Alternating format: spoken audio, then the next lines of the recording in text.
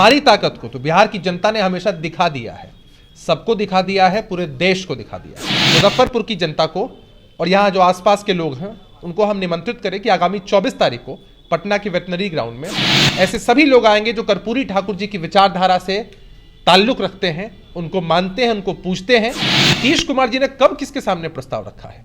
आपने देखा है कि लोग नीतीश कुमार जी के साथ आने को ललायित रहते हैं। नमस्कार, आप देखना शुरू कर चुके हैं लाइव सिटीज। मेरा नाम अभिषेक है। जननायक कर्पूरी ठाकुर की जयंती समारोह को लेकर पटना में एक बड़ा कार्यक्रम होना है, जिसको लेकर जेडीयू के प्रवक्ता हैं लगातार प्रेस कॉन्फ्रेंस कर रहे हैं, बता रहे हैं, जगह जगह जाके बताया जा रहा है क्या कार्यक्रम है और बड़ा कार्यक्रम होने वाला है। क्या ताकत दिखाने की कोशिश है? ये ताकत जिनके पास होती है उनको दिखाने की जरूरत नहीं होती है, और हमारी ताकत को तो बिहार की जनता ने हमेशा दिखा दिया है, सबको दिखा दिया है, पूरे देश को दिखा दिया है। और श्रद्धेय कर्पूरी ठाकुर जी का जब नाम आता है तब मन में सादा जीवन उच्च विचार यह ख्याल आता है, और कर्पूरी जी का जो जीवन है इसको चरितार्थ करता है। आज हम लोग मुजफ्फरपुर में उपस्थित हैं, यहाँ के सेक्टर कार्यालय में। हमारी पार्टी के राष्ट्रीय प्रवक्ता आदरणीय राजीव रंजन सर इस प्रेस वार्ता को उन्होंने संबोधित किया। आप देख पा रहे हैं कि हमारे साथ महानगर जदयू के अध्यक्ष, यहाँ के युवा चेहरे और पार्टी के तेज तर्रार नेता भाई अनुपम जी उपस्थित हैं, पार्टी के अन्य नेता भी उपस्थित हैं।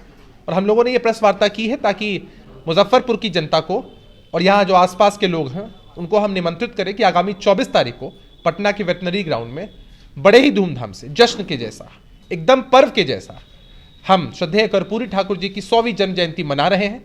उनके आदर्शों पर चलने के लिए लोगों को संकल्प दिला रहे हैं, और हम इस बात का विश्वास दिलाते हैं कि लाखों की तादाद में बिहार के कोने कोने से ऐसे सभी लोग आएंगे जो कर्पूरी ठाकुर जी की विचारधारा से ताल्लुक रखते हैं, उनको मानते हैं, उनको पूछते हैं।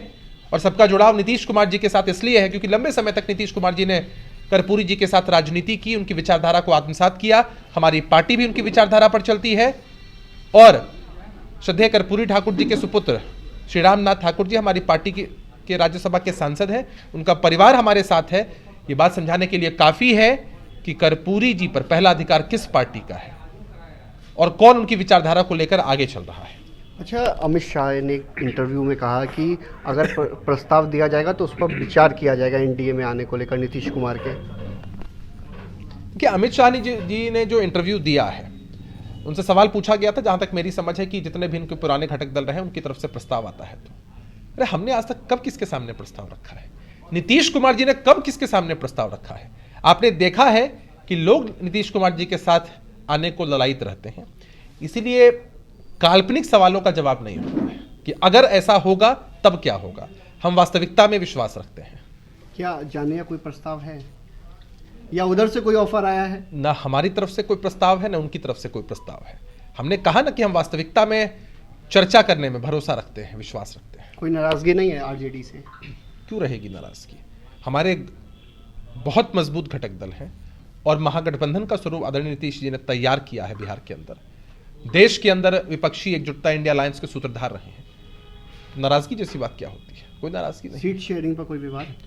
देखिए, सीट शेयरिंग जो है वो एक मुद्दा है, और हमारी पार्टी के वरिष्ठ नेताओं ने हमेशा इस बात को कहा है कि समय रहते सीटों का बंटवारा जल्दी हो जाना चाहिए ताकि मजबूती के साथ चुनाव लड़ा जाए। हम सबकी यही इच्छा है कि समन्वय के साथ चुनाव हो। अच्छा, आईएएस के पाठक लौट आए हैं, कई लोग कह रहे थे कि नहीं आएंगे, कई लोग जैसे सीपीआई एमएलसी भी हटाने की मांग कर रहे हैं, आपके घटक दल में है। देखिए, मैं एक बात आपको बताता हूँ, बहुत टेक्निकल बात है। किसी भी विभाग के अपर मुख्य सचिव अपनी छुट्टी का आवेदन देते हैं बिहार के मुख्य सचिव को, और जब उनकी छुट्टी स्वीकृत होती है तो स्वतः उन्हें अपना पदभार छोड़ना पड़ता है जब तक वो छुट्टी की अवधि में, और जब वो छुट्टी की अवधि से वापस लौटते हैं तो पदभार को स्वतः ग्रहण करते हैं। अब उस चिट्ठी को वायरल करके लोगों ने कहा कि इस्तीफा दे दिया, चले गए, अब नहीं आएंगे। अब आ भी गए, छुट्टी पर भी गए, आ भी गए। नीतीश कुमार जी हमेशा उनकी पीठ थपथपाते हैं कि इतने बड़े पैमाने पर इतनी जल्दी। आपने देखा कि किस तरह से नियुक्तियां हुई हैं, लाखों की तादाद में।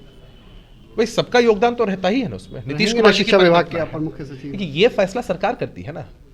ये तो आप मुझसे सवाल कर रहे हैं। हटाने की मांग की जा रही है कई लोग। नहीं, कोई हटाने की भाई मांग क्यों नहीं कर सकते हैं? मैं ही आपसे मांग करना शुरू कर दूं कि आप ऐसा ऐसा सवाल पूछिए मुझसे, तो आप मेरी मांग के हिसाब से थोड़ी चलेंगे। सरकार फैसला करती है ना, नीतिगत फैसले होते हैं, उसमें पार्टियों का रोल नहीं होता है। हम लोग भी उपयुक्त नहीं है उस सवाल का जवाब देने के लिए। काम कैसा कर रहे हैं? काम तो आपके सामने है। Actions always speak better than words. आपका जो काम है आपके शब्दों से बेहतर बोलता है। और आपने देखा होगा वो दृश्य, गांधी मैदान किस तालियों की गड़गड़ाहट के साथ गुंजायमान था, हमारे नेता किस हर्ष के साथ लोगों से बात कर रहे थे। तो हम इसी पद्धति में विश्वास रखते हैं। तो आपने सुना कि क्या कुछ कहा है, जेडीयू के प्रवक्ता हैं, साफ साफ कह रहे हैं सीट शेयरिंग को लेकर कोई विवाद नहीं है और एनडीए में जाने को जो अटकलें चल रही थी, ना उधर से प्रस्ताव आया है ना इधर से कोई प्रस्ताव गया है। तो बने रहिए लाइव सिटीज के साथ।